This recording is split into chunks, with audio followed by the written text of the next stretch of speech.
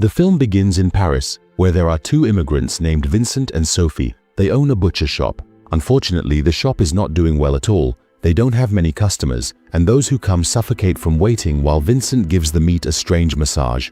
One day, a group of vegan activists attack the shop, throw stones at it, break things, and bulldoze the wall. Vincent runs after them and manages to knock one of the activists to the ground to reveal his face, but his friends quickly return and push Vincent to save the man, and they kick Vincent in the stomach before they escape.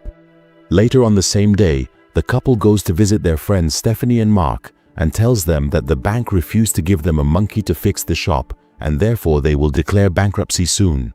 At first, Stephanie sympathizes with them, but then she starts bragging about the large amount of money that Mark makes in his butcher shop. Also, at dinner, Mark brags about the money he makes and gives Vincent a gift. The gift is a gun to protect the shop. Vincent doesn't have a gun permit and thinks he doesn't care about the gift, but Mark insists and even practices shooting in the pool as a show. On their way back home, Sophie tells Vincent that they need to separate because their marriage has become boring and she wants a man who will make her feel excited, but Vincent isn't paying attention to her because he's still noticing the activist who is riding a bike and is suspicious of them. Suddenly, Vincent stops the car and decides to confront the man. He drives the car back to find him, but he accidentally runs over him with the car and kills him. The terrified Vincent wants to call the police to tell them that this was just an accident, but Sophie tells him that he had just drunk alcohol and that there was also a gun in the bag of the car, so he will get life imprisonment. She remembers a documentary she saw the night before and suggests that they imitate a famous serial killer. He was cutting them up and putting their parts in trash bags all over the city. Moments later, Vincent places the dead man on his butcher shop table and starts cutting him up using his tools.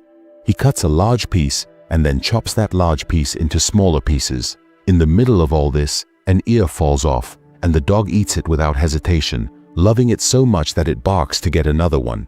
Vincent throws the other ear, and when he sees the dog eating it, he starts to think. After Vincent finishes, he goes to his sleeping chamber and finds Sophie watching another documentary about the crimes. She tells him that he can't sleep here because they've already separated. Vincent finds no solution but to sleep on the couch.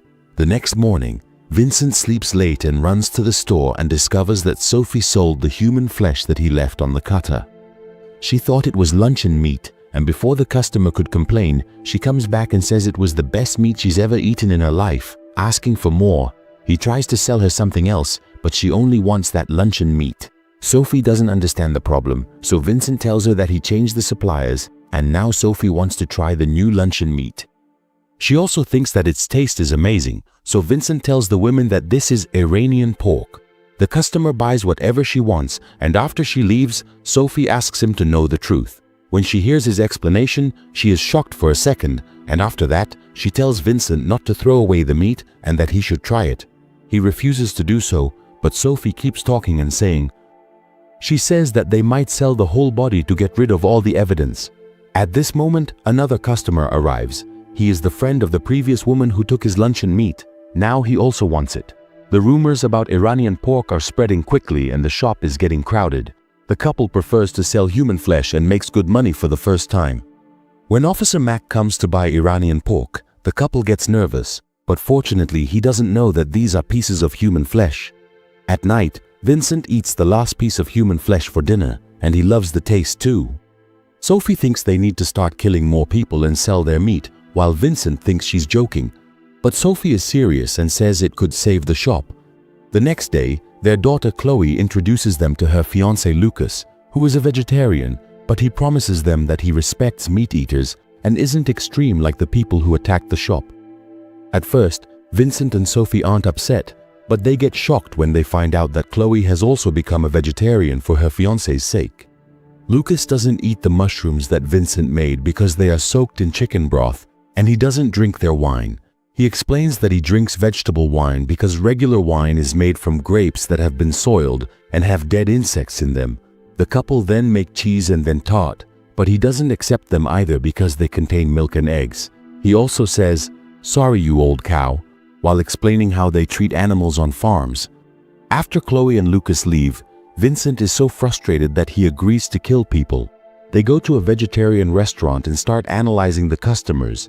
They want someone with a lot of meat and aren't nervous. The chef is very fat, so they choose them to be the next victim. When the man's shift ends, Vincent follows him to his house and prepares the knife. But when the man screams, Vincent gets scared and runs away and gets into the car with Sophie and tells her that the man defended himself and that's why he had to run away. But Sophie knows that he's lying and says that they need better plans than this and shares other ideas that she learned from crime documentaries. The next day, Sophie and Vincent go to another city and pretend to be vegan activists in front of a grocery store, and when a man insults them, Sophie fights with him using all the information she learned from Lucas. Another vegan man approaches them to congratulate them and starts shouting against the system, giving them a chance to respond.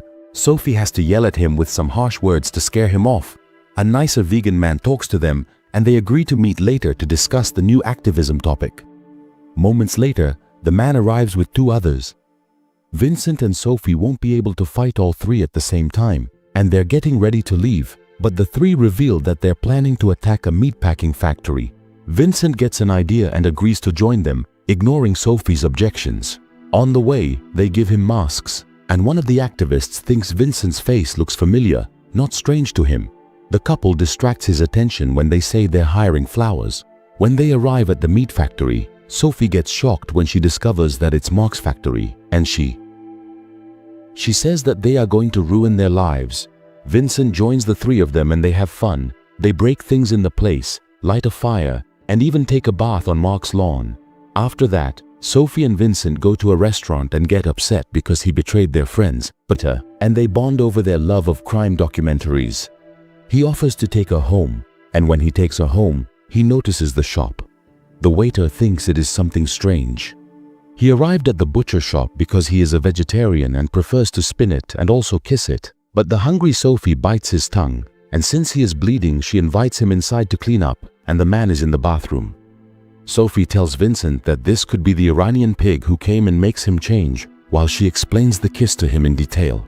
Vincent angrily sharpened his knife. He stopped, recalling something. Sophie massaged the waiter on the couch. She told Vincent to leave, but he hesitated until Sophie threatened divorce. Vincent found the waiter naked, thinking it was a game, and angrily killed him. Chloe arrived, so Vincent washed his face, and Sophie hid the body. Chloe was upset Lucas left her. She wanted a family dinner with meat. They advised her to reconcile with Lucas. After Chloe left, they cleaned the blood, cut up the body, and disposed of it in the river. They slept on the couch. The next morning, Stephanie and Mark called, so that they can have him participate in their dirty time. And this makes Vincent angry again, and he starts beating the man until he dies.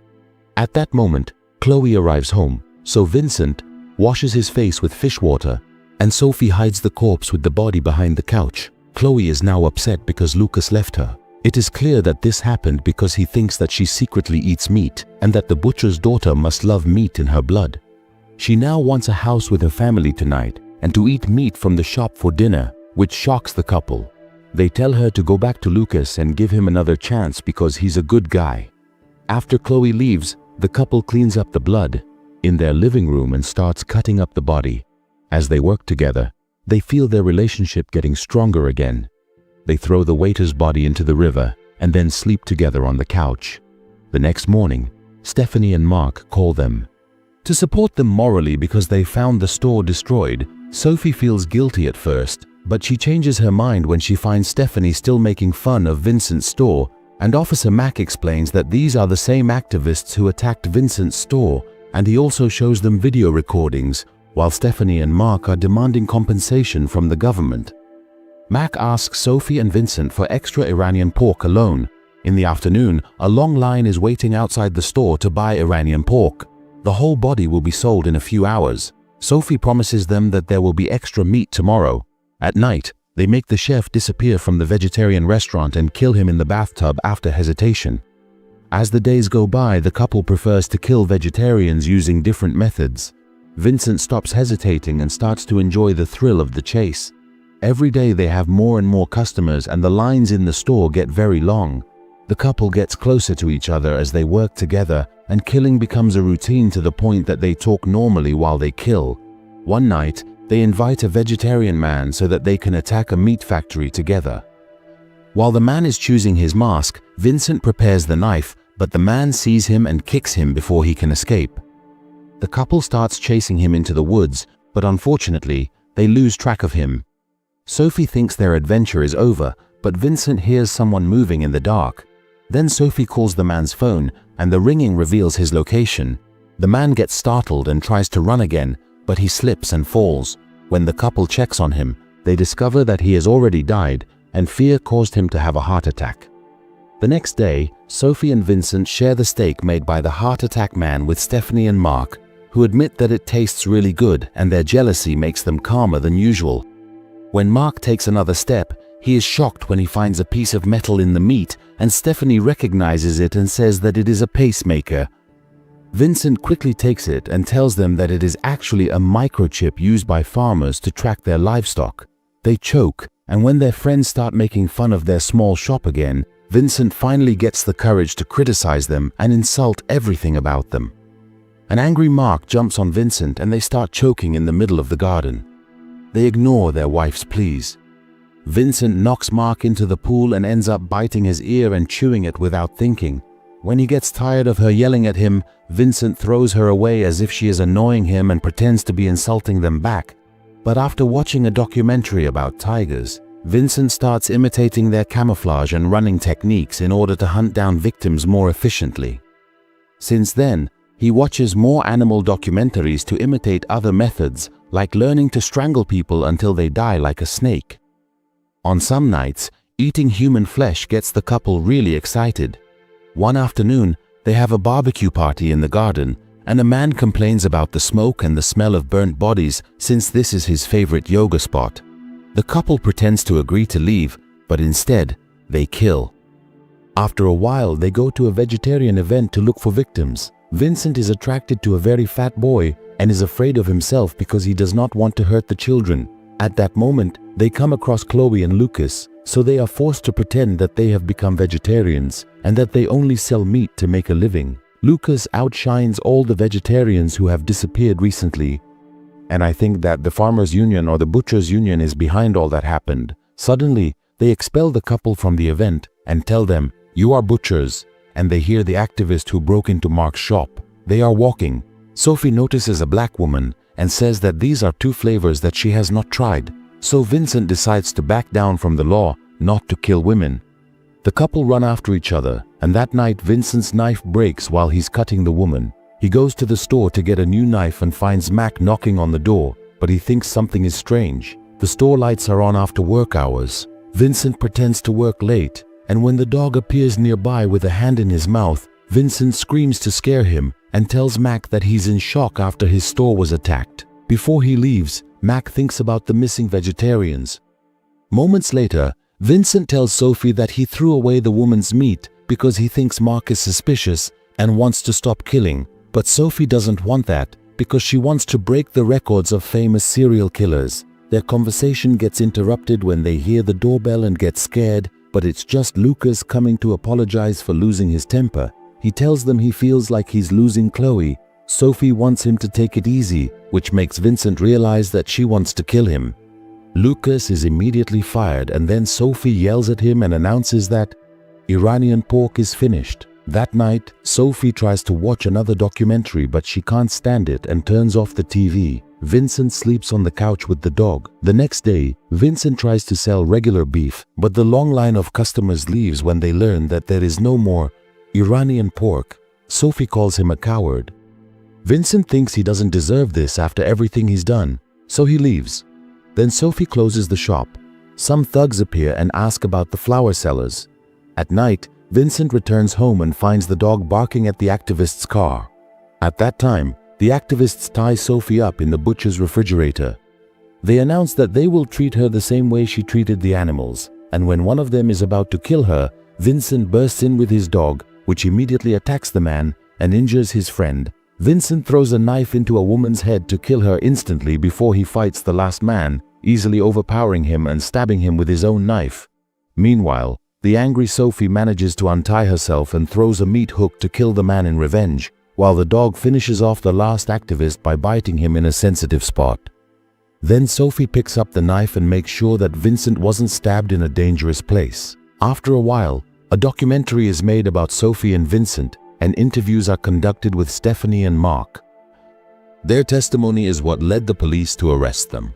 They were the first ones to expose Sophie and Vincent to the police. Through the pacemaker, they keep making racist comments about Mac. They explain that they asked the farmers about the electronic chip they keep talking about. But no one actually uses this technology. If it weren't for the pacemaker, Sophie and Vincent would have never been arrested. The couple received a life sentence. At the end of the trial, the judge asked them if they had any regrets. Sophie's only regret is that she killed a man who had a pacemaker. And that's the end of the film. We'll meet again in a new summary, and thank you for watching.